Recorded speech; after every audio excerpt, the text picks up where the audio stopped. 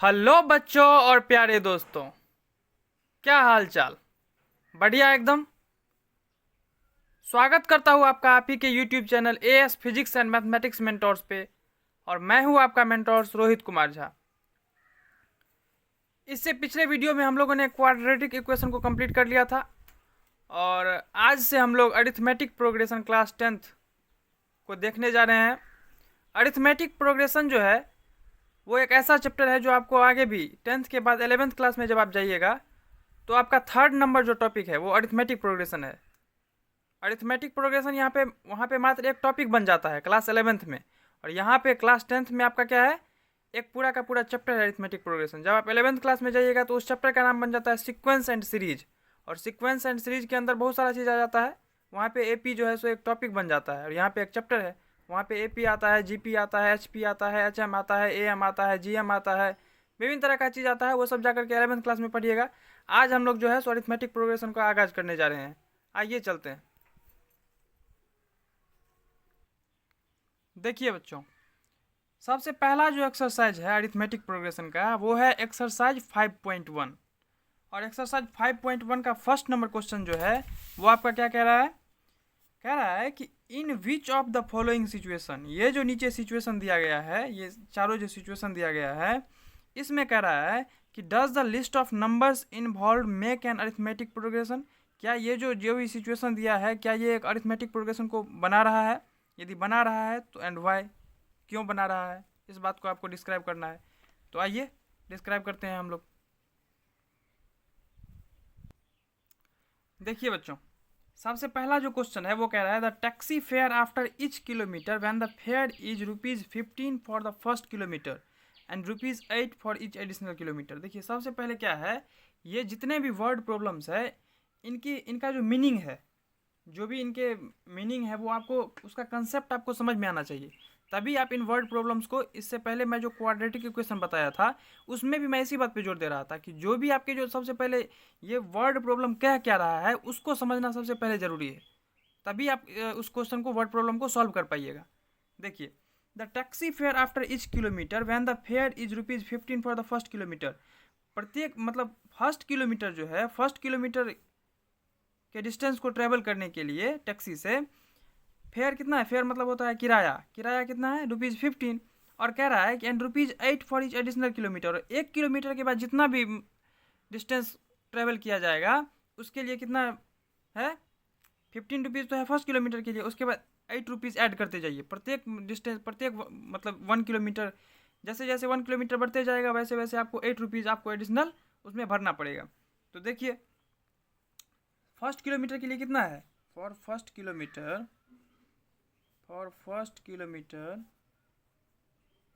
Fair equals to कितना, ₹15 नहीं, तो फॉर सेकेंड किलोमीटर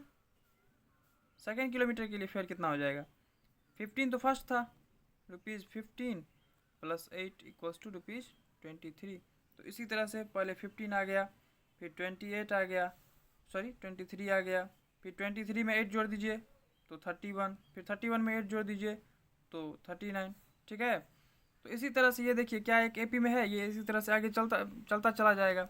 एपी में ये क्यों है, सो देखिए एपी में होने के लिए क्या होना चाहिए, एपी का डिफिनेशन कहता है कि एक नंबर में प्रत्येक जो मतलब जो भी आपका एपी आ रहा है उसमें क्या होना चाहिए, एक कॉमन डिफरेंस होना चाहिए, और उस कॉमन डिफरेंस को आप जितने भी टर्म में जोड़ेंगे तो उससे अगला टर्म आपका आता चला जाएगा। तो देखिए डी बराबर क्या होता है, आपका अगला टर्म और माइनस पिछला टर्म, तो 23 माइनस 15 इक्वल टू कितना हो जाएगा, 8। फिर देखिए 31 माइनस 23, 31 माइनस 23 ये भी 8, 39 माइनस 31 ये भी 8। तो देखिए सब में जो आपका कॉमन डिफरेंस है डी, ये डी सब में इक्वल है, डी मतलब क्या होता है, common difference, D are equal, hence it is in AP, इसलिए ये क्या है, एपी है, अरिथमेटिक प्रोग्रेशन है। ठीक है बच्चों, तो आशा करता हूँ कि ये फर्स्ट नंबर क्वेश्चन जो है, फर्स्ट नंबर क्वेश्चन का फर्स्ट नंबर क्वेश्चन आप लोग समझ गए होंगे। अब फर्स्ट नंबर क्वेश्चन के सेकंड नंबर क्वेश्चन पे हम लोग चलते हैं। देखिए बच्चों, अब फर्स्ट नंबर क्वेश्चन का सेकंड नंबर क्वेश्चन क्या कह रहा है, the amount of air present in a cylinder when A vacuum pump removes 1/4 of the air remaining in the cylinder. एक सिलेंडर है, उसमें एयर भरा हुआ है, तो उसका 1/4 पार्ट जो है वो एक वैक्यूम पंप जो है, जो हवा को बाहर निकालता है, वो क्या करता है प्रत्येक टाइम, एट ए टाइम, एक टाइम में क्या करता है 1/4 पार्ट उसमें से एयर को निकाल लेता है। ठीक है, तो आइए मान लीजिए कि उसमें जो मतलब वॉल्यूम है एयर का, वॉल्यूम ऑफ एयर को भी मान लीजिए, volume of air in cylinder equals to V मान लीजिए। ठीक है, तो 1/4 ऑफ वॉल्यूम क्या हो जाएगा, 1/4 ऑफ वॉल्यूम क्या हो जाएगा, V/4 हो जाएगा, V इंटू 1/4, तो V/4 हो जाएगा। तो इसमें से इसका 1/4 जो है वो निकल जाता है, उसको क्या करता है वैक्यूम पंप निकाल लेता है, तो क्या होगा रिमेनिंग कितना होगा, रिमेनिंग एयर इक्वल्स टू कितना होगा V माइनस V/4, यानी कि क्या हो जाएगा 3V/4। ठीक है, तो ये हो गया आपका फर्स्ट वाला, 3V/4 रिमेनिंग रह गया। ठीक है बच्चों, अब देखिए फिर मतलब क्या कहता है, the amount of air present in a cylinder when A vacuum pump removes 1/4 of the air remaining in the cylinder eight A time. ठीक है, तो अब देखिए पहला हो गया आपका 3V/4, उसके बाद क्या हो जाएगा, अब देखिए फिर 3V/4 जो रिमेनिंग है उसका फिर 1/4 निकाल लेता है, तो 3V/4 उसका 1/4 क्या हो जाएगा 3V/16, तो फिर से रिमेनिंग कितना हो जाएगा, रिमेनिंग कितना हो जाएगा 3V/4 और माइनस 3V/16। ठीक है बच्चों, तो ये हो जाएगा 16, तो ये हो जाएगा आपका 12V minus 3V equals to कितना हो जाएगा 15V/16। नहीं, तो देखिए क्या ये जो आपका फर्स्ट टर्म और सेकेंड टर्म है इसका कॉमन डिफरेंस कितना, आप थर्ड टर्म भी निकाल लीजिए, फिर 15V/16 है, इसका 1/4 कर लीजिए, तो कितना हो जाएगा 15V/64। नहीं, अब फिर आपका रिमेनिंग कितना हो जाएगा, रिमेनिंग कितना हो जाएगा 15V/16 माइनस 15V/64। नहीं बच्चों, तो अब 16 और 64 का आप एलसीएम लीजिएगा तो 64, 16 4 जा तो 60V minus 15V equals to कितना हो जाएगा 45V/64। देखिए क्या ये सभी, इस सब का जो कॉमन डिफरेंस है क्या वो इक्वल है, देख लीजिए 3V/4, सेकेंड वाला क्या है 15V/16 और फिर क्या है 45V/64। नहीं, देखिए तो कॉमन डिफरेंस D बराबर क्या होता है, ये माइनस ये, तो 15V/16 माइनस 3V/4, तो क्या हो जाएगा ये 16 हो जाएगा, ये 15V हो गया, ये माइनस 12, तो कितना हो गया 3V/16। नहीं, फिर ये इसमें से इसको माइनस कीजिए, D equals to 15V/64 minus 15V/16, ये हो जाएगा 64, 45V माइनस 60V, ये क्या हो गया निगेटिव आ गया, माइनस ऑफ 15V/64। क्या ये दोनों कॉमन डिफरेंस इक्वल है, कॉमन डिफरेंस इसका इक्वल नहीं है, तो कॉमन डिफरेंस जब भी इसका इक्वल नहीं होगा तो it is not an AP, it is not an AP,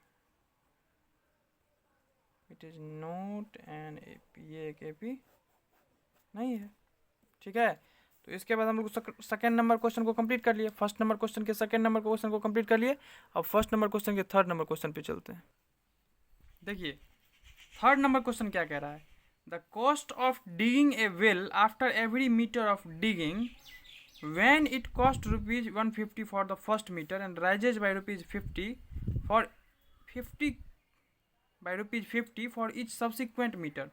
कहने का मतलब है कि एक कुआं को खोदा जा रहा है, ठीक है, तो प्रत्येक मीटर, फर्स्ट मीटर जो है उसके लिए कितना कॉस्ट है रुपीज़ 150, और उसके बाद जितना भी आप मतलब मीटर को राइज करते जाइएगा तो प्रत्येक मीटर के लिए और 50 रुपीज़ है। ठीक है, तो आइए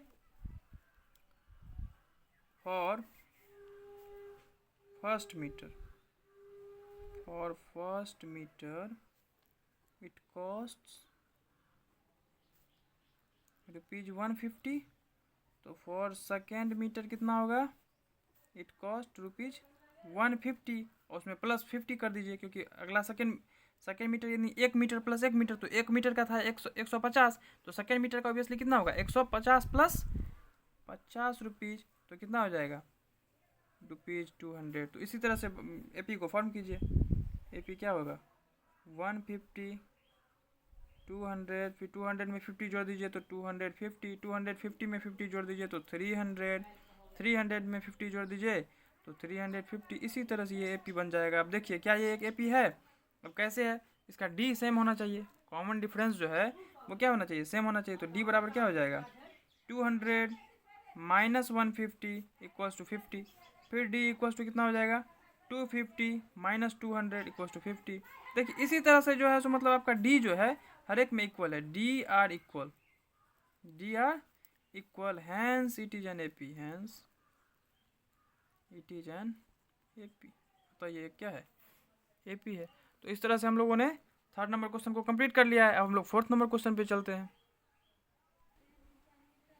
देखिए बच्चों, फोर्थ नंबर क्वेश्चन आपका क्या कह रहा है, the amount of money in the account every year when ₹10,000 is deposited at compound interest at 8% per annum। यानी कि ये जो है सो आपका कंपाउंड इंटरेस्ट का क्वेश्चन हो गया एक तरह से, ठीक है। तो इसमें देखिए, इसमें जो आपका प्रिंसिपल दिया है वो 10,000 है, 8% आपका रेट है। तो ए बराबर क्या होता है, ए बराबर P इंटू 1 प्लस R/100 होता है ना। देखिए यदि आप लोगों को ये कंसेप्ट नहीं भी आता होगा, ये 8th क्लास में है, तो यहाँ से आप फार्मूला को देख सकते हैं। अमाउंट का फार्मूला ये होता है, ठीक है। अब देखिए, तो अमाउंट इक्वल्स टू कितना होता है, P, तो 10,000 इंटू 1 प्लस रेट कितना है 8/100 तो प्रत्येक ईयर का बोल रहा है, मतलब 1 ईयर, फिर सेकेंड ईयर, फिर थर्ड ईयर, इस तरह से। तो सबसे पहले फर्स्ट ईयर का ये हो जाएगा अमाउंट, फिर सेकेंड ईयर का क्या हो जाएगा 10,000 इंटू 1 प्लस 8/100 फिर उसके बाद क्या हो जाएगा, ए इक्वल्स टू 10,000 इंटू 1 प्लस 8/100 ठीक है। तो देखिए क्या ये एपी में है, क्या ये एपी में है, एपी में ये कभी भी नहीं है, क्योंकि इसका पावर 1, पावर 2, पावर 3, ठीक है। तो इसका डी कभी भी सेम नहीं आ सकता है, D is not same, hence it is not in AP.